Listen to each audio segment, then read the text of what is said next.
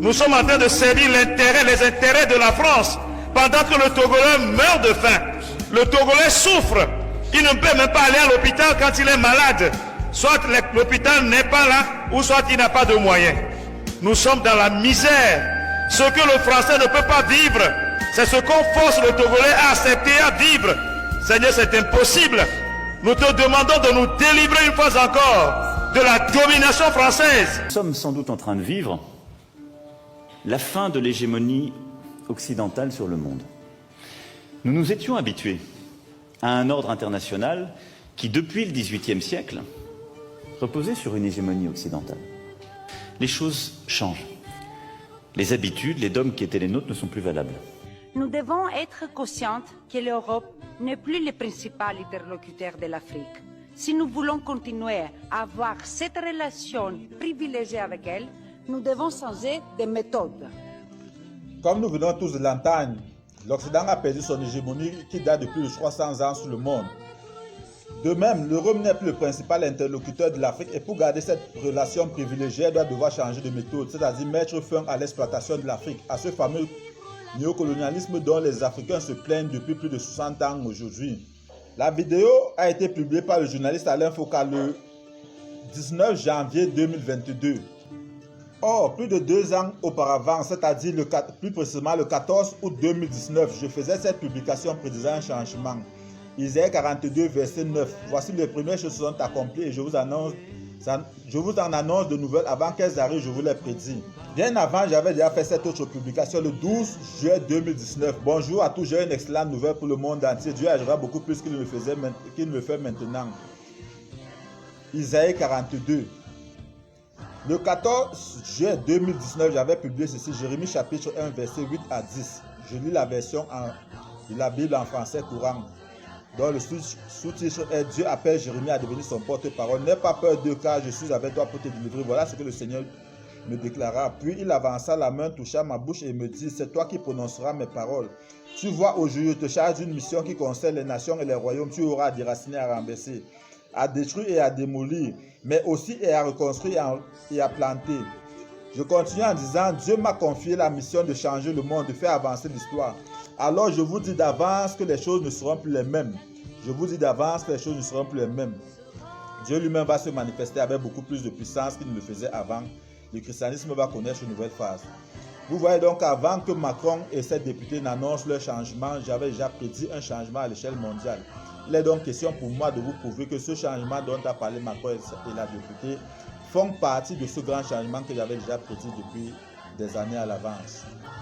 Lorsque la pandémie du coronavirus commence au début de l'année 2020, sachant que j'ai eu à prédire un grand changement mondial en 2019, je fais cette publication le 29 mai 2020, Covid-19, signe divin aux pandémies naturelles. Et je dis, cette pandémie annonce une nouvelle ère spirituelle mondiale, un nouvel exode plus merveilleux. Mais le plus important, c'est que je demande de méditer Isaïe 40 à 55.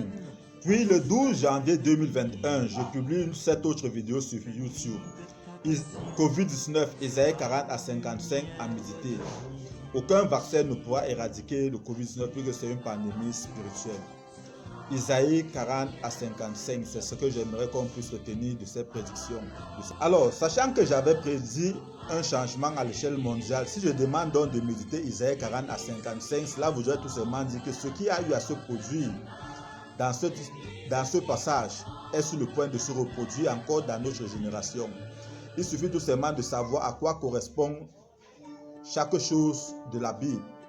Et c'est ainsi que nous allons donc voir que Israël va correspondre à l'Afrique, Babylone correspondra à l'Occident, tandis que l'idole correspondra à la science. Je tiens tout de même à préciser que bien que l'Afrique corresponde à Israël, il faut également le dire, les Africains n'adorent pas sincèrement Dieu. Cette adoration dont on voit, ce n'est pas ce que Dieu attend de l'adoration. Il faut changer cela et l'adorer sincèrement. Isaïe 40 à 55 est encore appelé le livre de la consolation car Israël, le peuple de Dieu, était en captivité à Babylone. Mais Dieu va venir libérer son peuple de la domination de Babylone. Nous avons donc appris cette femme, cette députée, parler de la libération de l'Afrique à travers le changement de méthode. Babylone avait également une hégémonie sur le monde et Babylone va perdre cette hégémonie. Nous pouvons le lire dans Isaïe 47. Et pour savoir si Babylone avait une hégémonie sur le monde, nous pouvons lire Jérémie au chapitre 27. Babylone a perdu son hégémonie sur le monde, tout comme l'Occident a perdu son hégémonie sur le monde. Et le peuple de Dieu, Israël, a été libéré de sa captivité, tout comme l'Afrique doit donc être libérée de la domination européenne. Donc, lorsque nous prenons la Bible des peuples, nous lisons Isaïe 47. On nous dit en résumé, c'est une lamentation sur Babylone dont le nom s'appliquera plus tard à toute cité impie. Babylone, c'est toute cité impie et non tout seulement ce lieu géographique que l'on peut retrouver dans la Bible. Toute cité impie. Et nous allons donc voir que l'Occident, c'est un endroit très impie. La Bible continue en nous disant, Babylone pensait que ses magiciens célèbres dans le pays de l'Orient assuraient son avenir. Mais ce texte vaut tout autant pour notre civilisation matérialiste qui attend tout de la technologie. Ce texte vaut tout autant pour notre civilisation matérialiste qui attend tout de la technologie. Autrement dit, notre civilisation est également Babylone. L'idolâtrie de Babylone était centrée sur les sorciers et magiciens, tandis que l'idolâtrie de notre civilisation est centrée sur la technologie ou encore la science. C'est donc pourquoi nous considérons la science comme l'idole dans notre contexte. Pas pour dire que la science est une mauvaise chose, mais dans ce contexte, la science c'est l'idole. Et l'Occident, c'est Babylone. De même, l'Afrique donc devient Israël, le peuple de Dieu, puisqu'en Afrique, on croit encore à Dieu. Cette publication d'Alexia FR nous dit qu'aux Pays-Bas, Wim Anen rachète des églises fermées pour les protéger de la profanation. Pourquoi ces églises sont fermées? Parce qu'il manque de chrétiens. C'est l'impiété donc qu'il y a aux Pays-Bas. Cette autre publication du journal Le Monde, publiée le 24 septembre 2021, nous dit qu'en France, 51% de la population, c'est-à-dire la majorité, ne croit plus en Dieu. En 1947, 66% de la population croyait en Dieu, mais aujourd'hui, 51% ne croient plus en Dieu. Il y a donc une baisse. En France, donc, il y a l'impiété qui gagne du terrain. Que ce soit les Pays-Bas ou la France, on peut donc dire que c'est Babylone. Et si nous prenons l'Occident en général, nous allons nous rendre compte que l'impiété gagne du terrain en Occident. Les églises sont en train de fermer par manque de chrétiens. L'Occident correspond donc parfaitement à Babylone, si on s'en tient à la déclaration de cette Bible qui nous dit Babylone, c'est toute cité impie. Et nous avons donc vu que Babylone a perdu son hégémonie sur le monde dans la Bible, et l'Occident également a perdu son hégémonie.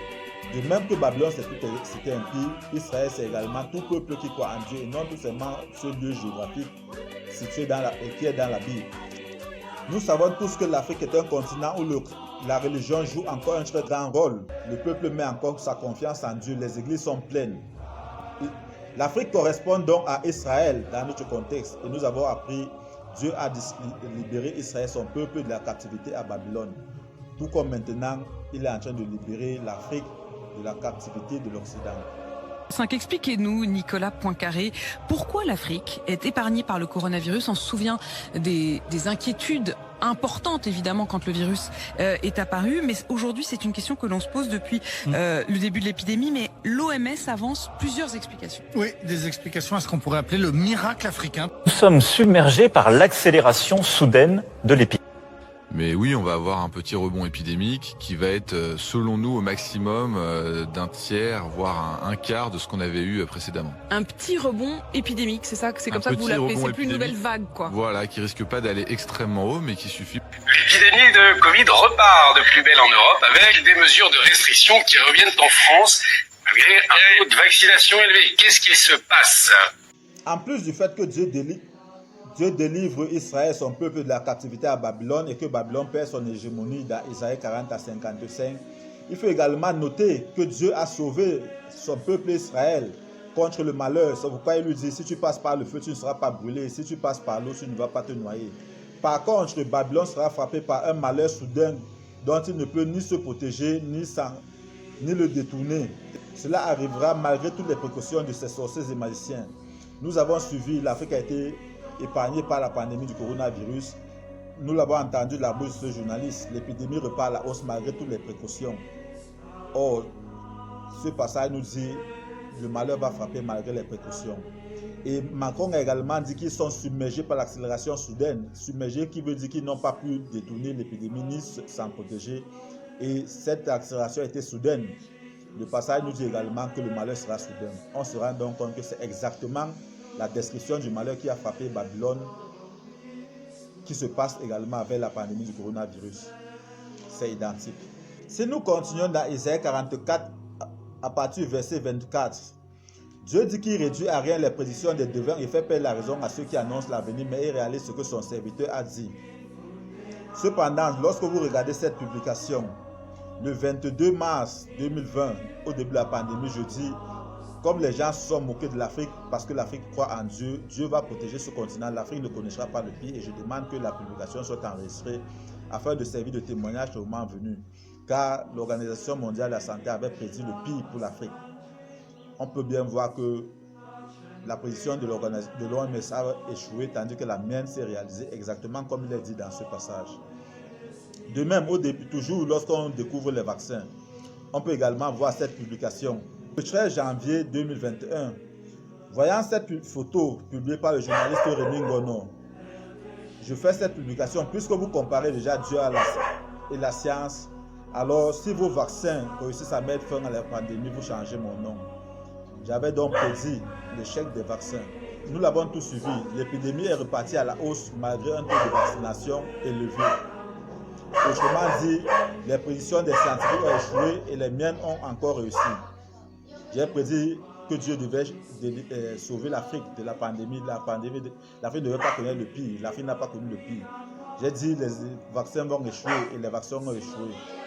Or, Dieu a dit il va faire échouer les prédictions des devins et réaliser la parole de son serviteur. Tout se passe donc exactement comme il est dit dans ce passage. Rappelons tout simplement que devin renvoie ici là à l'idolâtrie.